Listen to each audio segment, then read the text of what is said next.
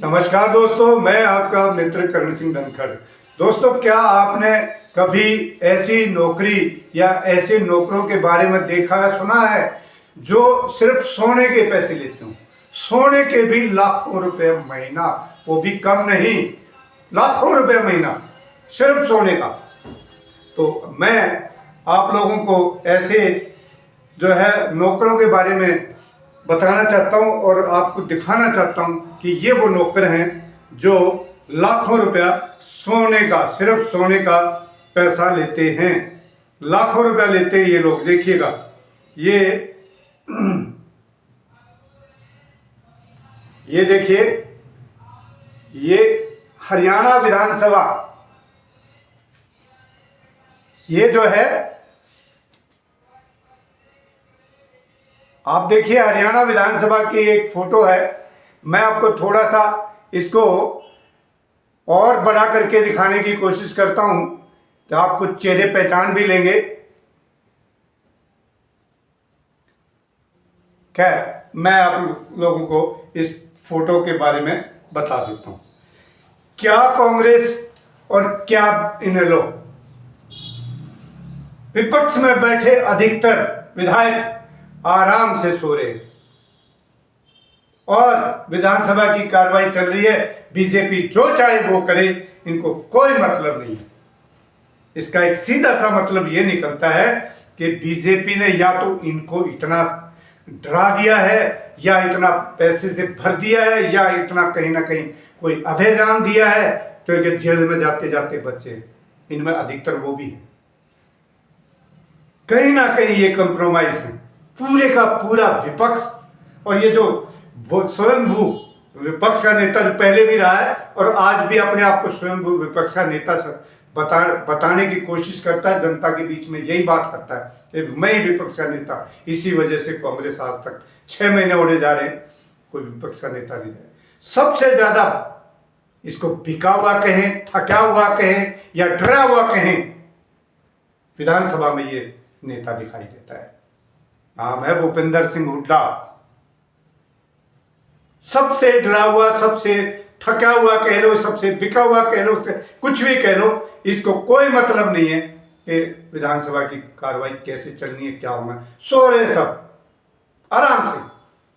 और इस भूपेंद्र सिंह हुड्डा की क्या कहें कि जिसका इंजन ही खराब हो, जिसका इंजन ही खराब हो, वो रेल चलेगी कैसे? अगर इनका नेता ठीक होता, इनके नेता जो है वो, मैं हरियाणवी भाषा में अगर कहूं तो लोकड़ का शेर है, सिर्फ दिखावे का है। बकवास करा लो कितनी भी, यूं यूं यूं करने धरने का कुछ नहीं। अगर इसमें जरा सी भी हिम्मत होती, जरा सी भी हिम्मत होती, तो सबसे पहले हरियाणा चुनाव, विधानसभा चुनाव के समय भूपेंद्र सिंह हुड्डा को बाहर कर दिया होता। क्योंकि इसने कहा कि यहाँ पे आम आदमी पार्टी से समझौता करो और जो है चुनाव लड़ो समझौते में। लेकिन अकेला भूपेंद्र सिंह हुड्डा, क्योंकि वो बिका हुआ है, थका हुआ है, डरा हुआ है, वो कुछ भी है।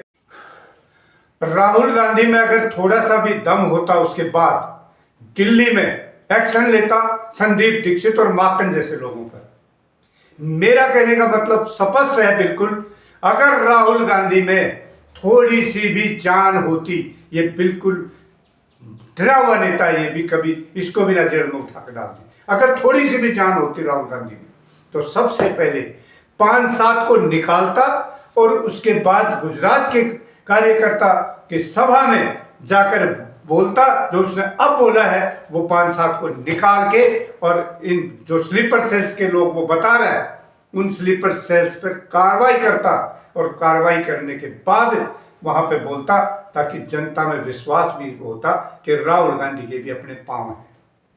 कुछ नहीं है इस आदमी की, सिवाय वो फालतू की नाटकबाजी, ये बाजू समाज, ये कुछ नहीं है, जीरो है। ऐसे ही नहीं कांग्रेसी छोड़ छोड़ के भागे, उनको पता था तुम्हारा इंजन खराब है। और ये स्लीपर सेल्स बता रहे हैं दूसरों को। हाँ, हम भी मानते हैं कि कांग्रेस में स्लीपर सेल्स हैं और आज भी हैं। आधे से ज्यादा कांग्रेस भारतीय जनता पार्टी के लिए काम करती है, लेकिन राहुल गांधी सबसे पहले खुद को तो सुधारो। आप किसके लिए काम करते हैं?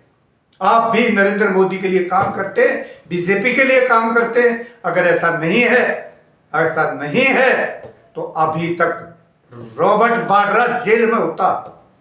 कितने सारे केस बीजेपी ने उठाए, कितनी सारी इंक्वायरियां, ये ईडी लगाई, वो सीडी। अब वो भूपेश बघेल पंजाब का क्या बना दिया प्रभारी, तो उसे पहले उसके ऊपर 500 करोड़ के तुम जब्ती कर चुके हो। 500 करोड़ बीजेपी जवाब दे। जब भूपेश बघेल को 500 करोड़ रुपए आपने जब्ती किए थे, ईडी ने ऑन रिकॉर्ड सब कुछ है, तो उसको अरेस्ट क्यों नहीं किया गया? उसको खुला कैसे छोड़ा? आज कांग्रेस ने जैसे ही वहां पंजाब भेजने की कोशिश करी तो आपने कार्रवाई शुरू कर दी। क्या आप सिर्फ मौके की कार्रवाई करते हैं? मैं दोस्तों आप लोगों को सिर्फ ये बताने की कोशिश कर रहा हूं, ये समझाने की कोशिश कर रहा हूं कि कांग्रेस हो या बीजेपी, ये दोनों एक दूसरे के लिए ही काम कर रहे हैं। आज कांग्रेस इतनी कमजोर है, इतनी डरी हुई है कि वो सिर्फ और सिर्फ, मुझे लगता है, मेरी अपनी सोच है, हो सकता है आपकी अलग हो, आज कांग्रेस को नरेंद्र मोदी चला रहा है, पूरी कांग्रेस को। यहां में इसमें राहुल गांधी भी शामिल है। पूरी की पूरी कांग्रेस को नरेंद्र मोदी चला रहे हैं और डरा रहे हैं, धमका रहे हैं, मार रहे हैं, कूट रहे हैं, उसके बावजूद अपने इशारों पे जो है ना चला रहे हैं। कांग्रेस कुछ नहीं, कोई विकल्प नहीं है इस देश में। कांग्रेस विकल्प अगर हमको चाहिए तो ऐसा चाहिए मजबूत, जिस तरह से आम आदमी पार्टी के नेता जेलों में चले गए लेकिन ट्रेन नहीं। एक आध कैलाश गहलोत जैसे डरपोक, उनकी बात छोड़ो, वो वहां जाके, जब कैबिनेट मंत्री तो यहां भी थे, वो क्यों गए थे? क्योंकि उनको भी कुछ दिखा दिया होगा कागज पत्र आदमी तो भीतर। खैर, मैं आप लोगों में सिर्फ यही बात करने के लिए हाजिर हुआ था कि इस देश में विपक्ष, चाहे विधानसभा हो चाहे लोकसभा, विपक्ष के नाम पर कुछ नहीं है, जीरो है, सिर्फ ड्रामा है, कुछ नहीं, जीरो। आप निश्चिंत रहें।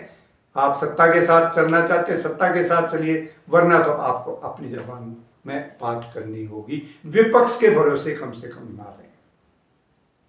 अगर विपक्ष चाहते हैं मजबूत, तो कोई ना कोई आपको रास्ता दूसरा तलाशना पड़ेगा, कोई दूसरा विकल्प, उसके बारे में गंभीरता से सोचना होगा।